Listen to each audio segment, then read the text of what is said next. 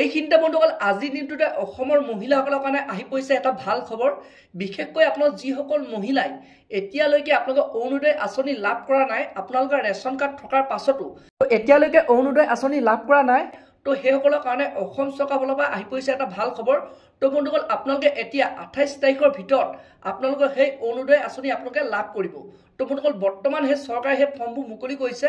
তো বন্ধুসকল আপোনালোকে ফৰ্মখন ক'ত পাব, তো কেতিয়া আপোনালোকে ফৰ্মখন আপোনালোকে ফিল আপ কৰি আপোনালোকে জমা কৰিব লাগিব। তো বন্ধুসকল তাৰ ওপৰত আমাৰ মুখ্যমন্ত্ৰী নহয় যোৱাকালি কি ঘোষণা কৰিলে, তো সবিশেষ আপোনালোকে এই ভিডিঅ'টোতে জানিব পাৰিব। তো বন্ধুসকল ভিডিঅ'টো আপোনালোকে একেবাৰে স্কিপ নকৰাকৈ আপোনালোকে চাই থাকিব। আৰু লগতে যদি বন্ধুসকল আপোনালোকে মোৰ চেনেলটোত নতুনকৈ আহিছে, চেনেলটো লাইক এটা কৰিব, পাৰিলে ছাবস্ক্ৰাইব এটা কৰি থ'ব, যেতিয়া এনেধৰণৰ খবৰবোৰ আহি থাকিব তো প্ৰথমে বন্ধুসকল আপোনালোকে সেই ভিডিঅ'টো লাভ কৰিব পাৰিব।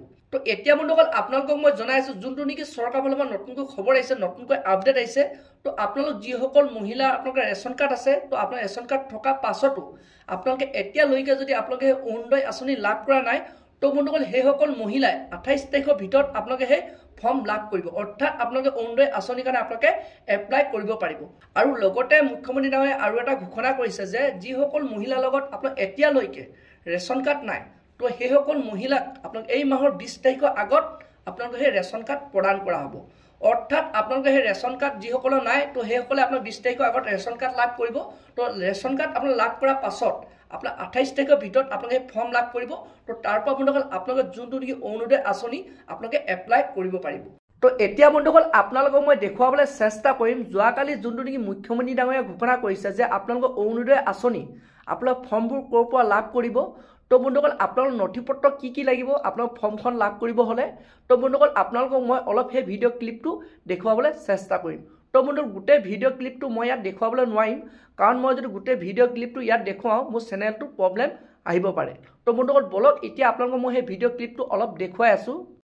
অহা 15 তাৰিখে আমি ৰাজ্যখনত ৰেচন কাৰ্ড নথকা পৰিয়ালক ৰেচন কাৰ্ড দিব চেষ্টা কৰিছোঁ, কাৰণ 15 তাৰিখৰ পৰা 28 তাৰিখৰ ভিতৰত আমাৰ গাঁৱে গাঁৱে বুথ কেন্দ্ৰই অৰুণোদয় আঁচনিৰ নতুন হিতাধিকাৰীসকলক নিৰ্বাচন কৰা হ'ব।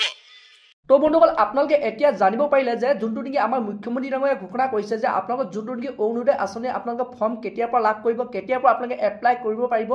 তো বন্ধুসকল আজিৰ ভিডিঅ'টো ইমানেই আছিল। আপোনালোকে যদি এনেধৰণৰ আপোনালোকৰ খবৰবোৰ যদি লাভ কৰিব বিচাৰে, তো এনেধৰণৰ যদি ইনফৰ্মেশ্যনবোৰ আপোনালোকে জানিব বিচাৰে, তো চেনেলটো লাইক এটা কৰি দিব, পাৰিলে ছাবস্ক্ৰাইব এটা কৰিব, লগতে আপোনালোকে বেল আইকনটো অন কৰি থ'ব। যেতিয়া বন্ধুসকল এনেধৰণৰ আছাম গভৰ্ণমেণ্টৰ খবৰবোৰ আহি থাকে, তো প্ৰথমে বন্ধুসকল আপোনালোকে সেই ভিডিঅ'টো লাভ কৰিব। তো বন্ধুসকল আজি ভিডিঅ'টো ইমানতে ৰাখিছোঁ।